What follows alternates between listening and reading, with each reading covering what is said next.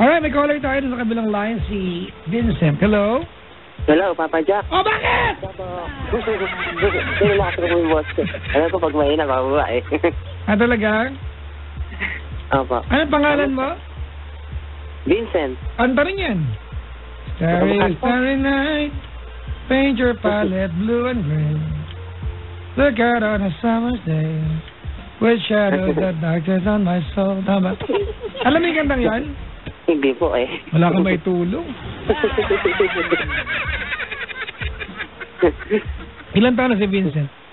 30. 30, kanta rin yan. Lahat na lang kanta. Ano ba yan? Talaga, 30. Apa. Anong ginagawa sa buhay ni Vincent? Nagtitinda lang po sa palengke. Nagtatrabaho. Ano? Nagtatrabaho po. Anong tinitinda mo? Self-employed lang po. Nagtatrabaho sa palengke. Sa palengke? Apa. Anong binibenta mo nga? Gulay po. Gulay? Magkano Apo. na ang talong ngayon? 100 pesos po per kilo. 110? 100 pesos sa amin. Okay. Halimbawa, pinisil ko na yung talong. Kailangan bilhin ko ba siya? 100. Nabawasan eh. Hindi ba? Lamog na. Nalamog na. Magkano pag kuluntoy na siya? Ha? Malalamog na po yun. Gano'n. Favorite ko talong.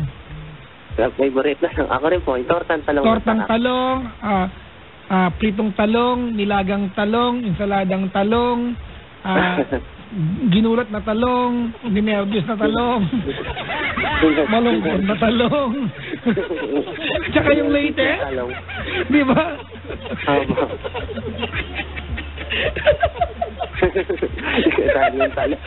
Yung addict na talong, yung may eye bags. Kasi lakot-lakot pa, no? Busa. Ano ba itong buhay ko? Ba't ganito ako? Kasama ka na? Alaga po. Bakit? Hindi pa sinuswerte. Malay mo ka magiging ng talong. Anong dahilan ng pagtawag niya, Vincent? Kung sa family po eh. Family problem? Apo. Damay ka pa. Damay. Sige lang, kwento ka na. Okay. Bali ano pa eh, tungkol sa stepfather po. Kumbaga, ang tanong ko lang po kung paano ko siya pakikisama. Kasi simula bata pa ako, parang ayoko na sa kanya eh. Kasi ano siya eh, perfecto. Well, Brad, po ba? nobody's perfect ha? Kung saling perfecto siya. Yung bang simula bata pa ako hanggang edad na ako, yung bang masyado siyang kailangan siya lagi tama. Parang gano'n. Dominante. Ako yung perfectionist. Parang gano'n. Ano po siya eh. Kahit yung kasama ko rin sa trabaho, pero yung bang lahat na ng kilos mo, kailangan siya tama kahit simpleng bagay. Yung bang kahit sa mga katabi niya, sa trabaho, yung mga gano'n, masyado yung pakialamero, parang gano'n. Kailangan siya tama. Tapos siya yung tipong yung bang... Teka lang, ilang taon ka na naging stepfather mo siya? Ano pa kasi, bata pa ako eh. Siguro, 7 taon pa lang ako nun eh. 7 taong gulang ka, stepfather mo na siya? Apo. Di parang tatay mo na talaga yan, no? Opo. Kaya parang... May tanong ako sa'yo kasi ang reklamo mo kasi yung pagkatao niya mismo, tama? Opo, parang yun na... Meron na ba siyang sinabi sa'yo na ginapahamak mo? Wala pa naman. Yun yung punto ko. Hindi kaya talagang tama siya? Hindi naman. Kasi kung may mga pagkakataong feeling mo, bakit lagi siyang tama? Hindi kaya tama talaga siya? Hindi, gano'n parang meron mix na, parang medyo nasasakal na ako na pakiramdam ko sarili ko na hindi ko kaya na parang gano'n. So bang hindi ko kaya mag-decision na, kasi masyado pakialamero, parang gano'n. Kasi yung prangkasan na simula bata ko, parang narinig ko sa kanya na talaga sa sabi tanga ako, bobo ko, parang gano'n. Yung bang parang siya na nagdadaw sa akin simula pagkabata ko. Parang lumaki na ako na may nalog ko, parang gano'n. Parang pakiramdam ko, pag takot ako magkamali, parang gano'n. Chong, sorry but baka naman he is just being a father to you. Tough love, ang tawag yan. Ano Tough po? love. Tough love. Ano? Ibig sabihin, Chong, hindi dahil ganyan siya makipag-usap sa'yo, hindi kanya love. Tapos, minsan po natapikon na ako. Tuloy-tuloy lang siya. Teka lang. Teka lang, ngayon ba pagtawag mo sa akin, kaya ganyan ka, napagalitan ka ba ulit? Hindi po. Hindi ako nagpapansin yan eh. Kasi, kinausap ko yung magulang ko, yung nanay ko. Sabi ko, inamin ko lang yung totoo na mas komportable ako na hindi kami nagpapansin yan. Yung ganun, mas komportable ako na daw dito. Hindi ko alam. Kami magkasama. Yung mga ganung bagay ba? Alam ko naman talaga. Pero ako kami perfect siya, parang ganun. Tapos, the time na dumating araw na, kasi tipo, siya kasi yung mabunganga parang ganun eh. Kahit yung kapatid ko, sabi niya, kaya ayokong kasama dito, Nay. Kahit gusto ko tulungan sa trabaho, mas gusto ko malayo sa'yo. Kasi siya yung tipo na, nagsarap pa ng maraming tao, sisigawan ka. Yung bang wala siya pakialam, walang bata. Baka naman, brad, stricto lang talaga siya. Ganito na, okay. Vincent? Apa? Okay. It will be so difficult for me to give you an advice kasi this is about parenting style. 7 years old pala kumbaga nasa buhay mo na yan. So if I'm going to give an advice, kung bibigyan kita ng payo, para kung kinestyon yung kanyang parenting style, which I'll never do. Kaya ang tanong ko, napahamak ka na ba ever sa pagsunod sa kanya o sa pag-insist niya ng mga bagay na gusto niya o hindi gusto? Ang sagot mo, hindi. Ibig sabihin, di ba, so far, di ba, malinis ang record niya. So, yung parenting style niya, yung paraan niya na pagiging magulang sa'yo, kahit stepfather mo lang siya, ibig sabihin nito, effective para sa'yo. Nakakasamalan talaga ng loob. And I don't believe, Vincent, di ba, yun ang kabuuan ng picture. Kumbaga, baka isang aspeto lang yung pagiging strict niya sa'yo, sa pagiging magulang niya, dun sa kabuuan ng pakikitungo niya sa'yo. Baka may mga pagkakataon naman na masaya siyang kausap sa'yo. Tama? Masungit nga po Hindi, lagi ba buong buhay mo? Kasi kung buong buhay mo, ang magiging sagot sa'yo, hindi ka pa nasanay? Buong buhay mo na pala? Almost ilang taon na ako. Ka na, Chong, ilang taon na yan? Hanggang ngayon, 30 years old na ako. Ilang taon na siya? Ano na po? 55? Mahal mo ba siya bilang tatay? Hindi ko rin masabi. Yan, oo. Parang malayo po yung love ko sa kanya. Parang gano'n. Adult ka na. Hindi ka dapat gumawa ka ng paraan para maglapit kayo ng loob. Tatay mo na yan, Jong. Ano ba ang pagkakaiba niyan? Apo. Di ba? Oo. Oo. For 23 years, nasa buhay mo yan. Hanggang ngayon ba, nirereklamo mo pa rin? Kasi parang hindi tayo komportable. Hindi ko rin masabi talaga. Parang yung hindi talaga komportable sa kanya. Okay, kung ako naman kasi tatanungin, wala na problema sa kanang isama sila na magulang kasi hindi naman niya sinasaktan eh. Ang ngayon ko lang talaga siguro yung talagang mabunga parang ganyan. Oo. Bisa wala na rin sa lugar, parang ganyan. Gusto mo bang, teka lang, ganda para matapos itong usapan natin. Alright. Oo. Halimbawa, genie ako. And I have the power to give you or grant any wish na gusto mo. Okay? Halimbawa, genie ako, kaya kong ibigay sa'yo kahit anong wish na hilingin mo. Ngayon, bibigyan kita ng isang kahilingan tungkol sa iyong stepfather. Anong wish mo? Siguro, maging okay kami. Okay. Ito ang tanong ko sa'yo. Kailangan mo ba ng genie para maging okay kayo? Hindi na siguro. Hindi na kailangan ng genie. Diba? Ibig sabihin, hindi kailangan ng genie. You can just work on this. Pwede ikaw nang tumabaho. Tama? Oo. Tama? Opo. Tapos, may time kasi talaga. Nakuha mo yun. Ay, talaga. Kumawa ka pa. Pangat-kating ko yung anayas mo Diba, hindi mo kailangan ng genie. Ibig sabihin, pwede mong trabahuin to. Diba? Pwedeng ikaw lang ang gumawa ng paraan para maging close kayo. Diba? Opo.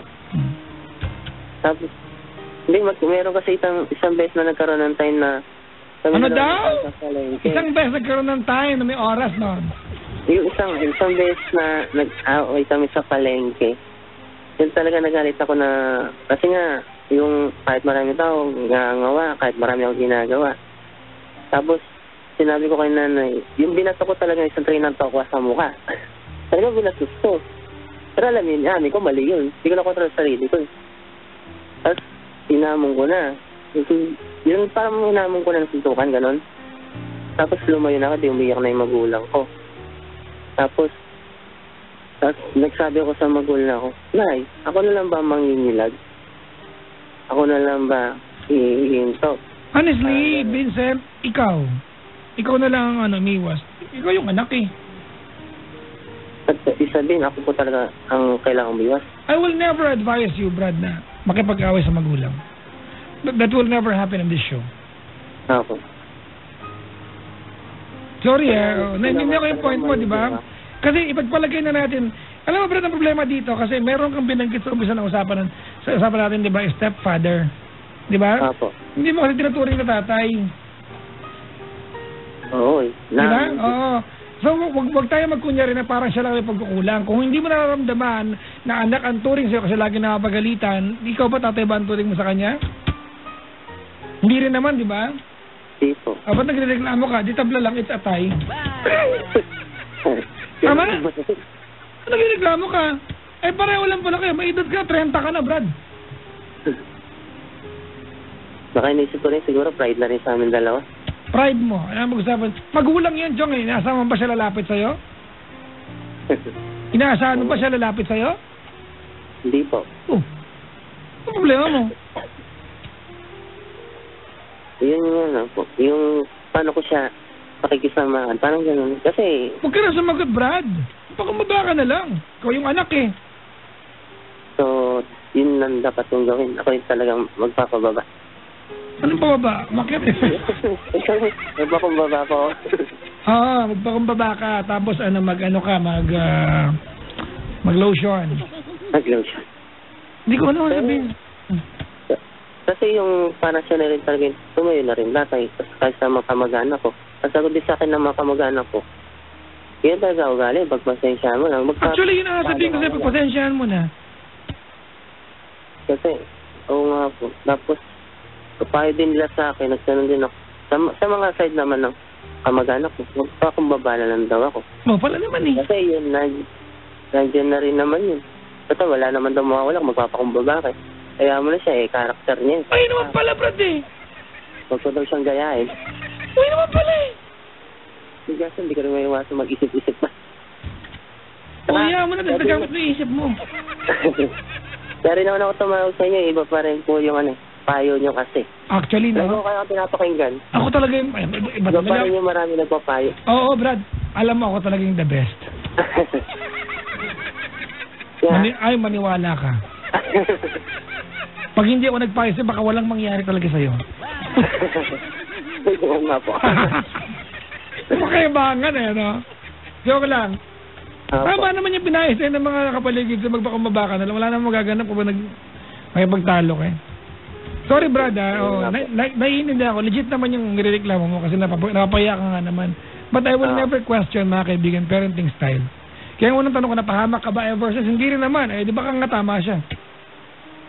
Marahil. Siguro, karakter niya na talaga yung magulang na gano'n. Sa bagay. Pagbuti mo lang yung trabaho, Brad, ikaw na mag-reach out. Bilang mong polo shirt, bilang mong t-shirt, bilang mo na sandals, yung may takong, para may tawanan kayo dalawa. Di ba? Bakyag, alfombra. Kaya tumawag ako sa inyo. Sinwerte lang po ako nakapasok. Alright, kung nakaantabay siya, ano mensahe mo sa kanya? Anong tawag mo sa kanya? Tito po. Tito. Tito, anong tawag mo sa kanya? Ano mensahe mo sa kanya? Tito, wag na masyadong stricto, ha? Huwag mo siyang turuan, Brad! Oo nga po. Game. Okay.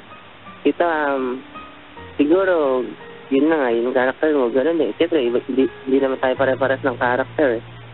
Saka, salamat pa rin naman. Kasi, alam kong gano'n ka, hindi pa rin naman kami napasama hindi pa rin kami napasama.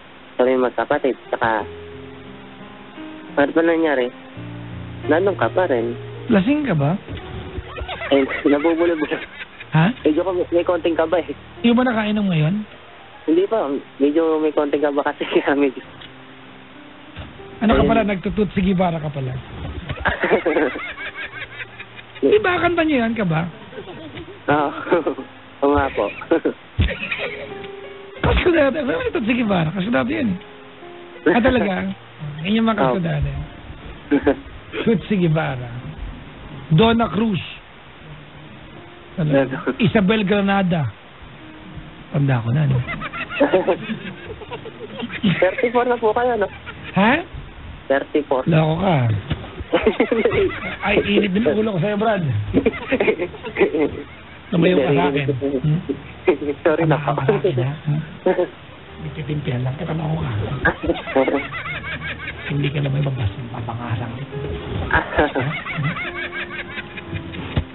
Sige, salamat sa pagtawag, Vincent, ha? Maraming salamat po. Bye-bye. Okay, salamat. Si Vincent, mga kaibigan.